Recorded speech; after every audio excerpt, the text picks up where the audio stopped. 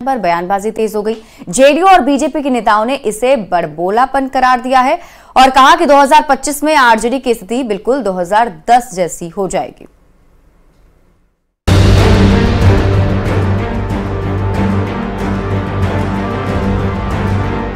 और इस बार तो 4-4 वोट जीते हमारे, तो 4 गुना सीटें जो है बढ़ेगी हम लोगों।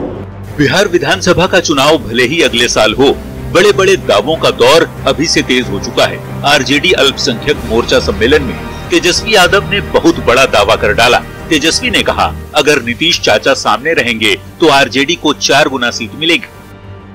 हम बस आपको इतना कहना चाहते हैं, अगर आप सब लोगों का आशीर्वाद, आप लोगों का दुआ, अगर आप लोग ताकत दीजिएगा तो बिहार में 25 में जो सरकार होगी वो राष्ट्रीय जनता दल महागठबंधन की होगी।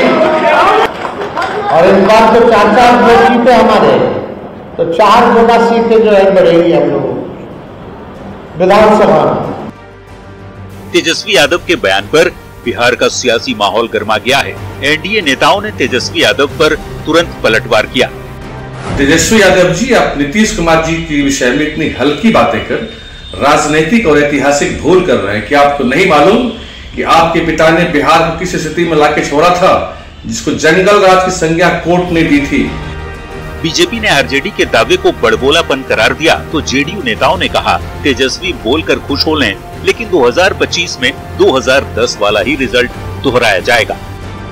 विधानसभा चुनाव 2025 में एनडीए की ओर से माननीय मुख्यमंत्री नीतीश कुमार जी ही चेहरा होंगे और उनके नेतृत्व में 2025 के विधानसभा चुनाव में 2010 वाला हम लोग इतिहास दोहराएंगे। इधर कांग्रेस नेताओं को लगता है कि 2025 में बिहार में सरकार बदल जाएगी। ये तो तय है कि इंडिया गठबंधन की ही बनेगी। जो सत्ता पक्ष में है अभी, चेहरा किसी का भी ले, चाहे वो नीतीश कुमार ही क्यों ना।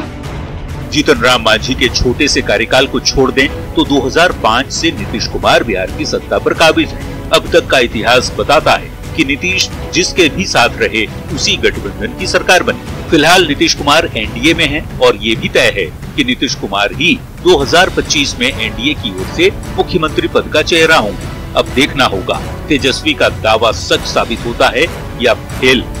न्यूज़ 18 के लिए पटना से रवि एस नारायण की। SC/ST आरक्षण पर सुप्रीम कोर्ट के आदेश के बाद कोटे में कोटा और क्रीमी लेयर को लेकर चल रही बहस के बीच केंद्रीय मंत्री अश्विनी वैष्णव ने साफ कर दिया है कि सरकार सुप्रीम कोर्ट के सुझाव से सहमत नहीं है और SC/ST आरक्षण में कोई बदलाव नहीं होगा। उन्होंने कहा कि संविधान में क्रीमी लेयर का प्रावधान नहीं है। इसका मतलब हुआ कि छुआछूत खत्म नहीं हुआ, इसलिए IAS के बेटे को रिजर्वेशन जारी रहेगा।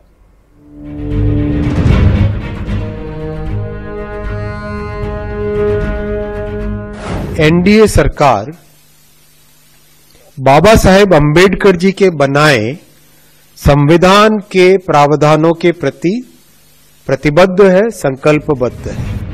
1 अगस्त 2024 को सुप्रीम कोर्ट ने अपने 20 साल पुराने फैसले को पलट दिया था। कोर्ट ने SC/ST कोटे में सब कोटा बनाने का फैसला सुनाया और क्रीमी लेयर की बात कही। इस फैसले के बाद देश के SC/ST वर्ग में एक चिंता थी कि क्या उनके लिए संविधान के तहत मिले आरक्षण के अधिकार में कटौती होगी या फिर SC/ST कोटे के अंदर ही सब कोटा बनाया जाएगा।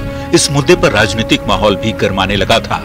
9 अगस्त को SC/ST समाज के 100 से ज्यादा सांसदों ने प्रधानमंत्री नरेंद्र मोदी से मुलाकात की। इसके बाद केंद्र सरकार ने ये साफ कर दिया है कि क्रीमी लेयर पर SC के आदेश को लागू नहीं किया जाएगा और SC/ST आरक्षण में कोई बदलाव नहीं होगा। एनडीए सरकार बाबा साहेब अंबेडकर जी के बनाए संविधान के प्रावधानों के प्रति प्रतिबद्ध है, संकल्पबद्ध है। सरकार की ओर से मंत्री अश्विनी वैष्णव ने तर्क दिया है कि संविधान में क्रीमी लेयर का प्रावधान नहीं है। क्रीमी लेयर का मतलब उनसे है जो उच्च आय वर्ग में आते हैं। आरक्षण का प्रावधान संविधान के अनुरूप होना चाहिए। सरकार के फैसले के बाद राजनीतिक बयानबाजी भी तेज हो गई है। विपक्ष के लोग फैसले में खामी ढूंढने की कोशिश में लगे हैं तो सत्ता पक्ष के नेता फैसले की तारीफ कर रहे हैं। यह पूर्णतः स्वागत योग्य कदम है कि मोदी सरकार देश में जनगणना कराया। केंद्रीय मंत्री और हिंदुस्तानी अवाम मोर्चा के संरक्षक जीतन राम मांझी ने कहा है कि SC/ST कोटे में क्रीमी लेयर भले ना हो, लेकिन कोटे में कोटा होना जरूरी है, क्योंकि अनुसूचित जाति की कई जातियों के लोग अब भी मुख्य धारा से दूर हैं। क्रीमी लेयर की बात न कीजिए, लेकिन जिसकी जितनी जनसंख्या है उसके आधार पर उनको आरक्षण मिलना चाहिए। जीतन राम मांझी के बयान पर बीजेपी विधायक ललन पासवान ने पलटवार किया। ललन पासवान ने कहा, छोटे स्वार्थ के लिए बड़े मकसद को नुकसान नहीं पहुंचाया जाना चाहिए। जैसे इंटरसेक्शन में जाएंगे, जैसे हम लोग बिखरेंगे, जैसे हम लोग बटेंगे, हमारी ताकत छिन्न हो जाएगी और हम कहीं के नहीं रहेंगे और आने वाली पीढ़ी माफ नहीं करेगी अगर जो बटने के फेवर में है। अब आरक्षण जारी रखने के पीछे के तर्क को भी समझ लीजिए। आज भी लोगों की मानसिकता बहुत नहीं बदली है। अगले पिछड़े के बीच के अंतर को मिटाना है। दलित को उनकी जाति के नाम से पहचाना जाता है। आरक्षण की सहायता से बदल रही है सामाजिक स्थिति। मतलब ये कि छुआछूत खत्म नहीं हुआ, इसलिए IAS के बेटे को रिजर्वेशन जारी रहेगा। न्यूज़ 18 के लिए पटना से रवि एस नारायण और धर्मेंद्र कुमार के साथ ब्यूरो रिपोर्ट। केंद्र सरकार ने आम बजट में बिहार की योजनाओं के लिए विशेष पैकेज देने की घोषणा की थी, जिसकी पहली किस्त के रूप में बिहार को 5,532 करोड़ की राशि की विभिन्न योजनाओं को मंजूरी दे दी गई। पहली किस्त पर सियासत काफी तेज हो गई है। I propose development of DPI applications at population scale for productivity gains, business opportunities and innovation. केंद्रीय बजट पेश करते हुए वित्त मंत्री निर्मला सीतारमण ने इतनी बार बिहार का जिक्र किया कि बिहार का जिक्र पूरे देश में होने लगा। बजट में केंद्र सरकार ने बिहार को योजनाओं के जरिए विशेष पैकेज का ऐलान किया था, जिसकी पहली किस्त को मंजूर कर लिया गया है।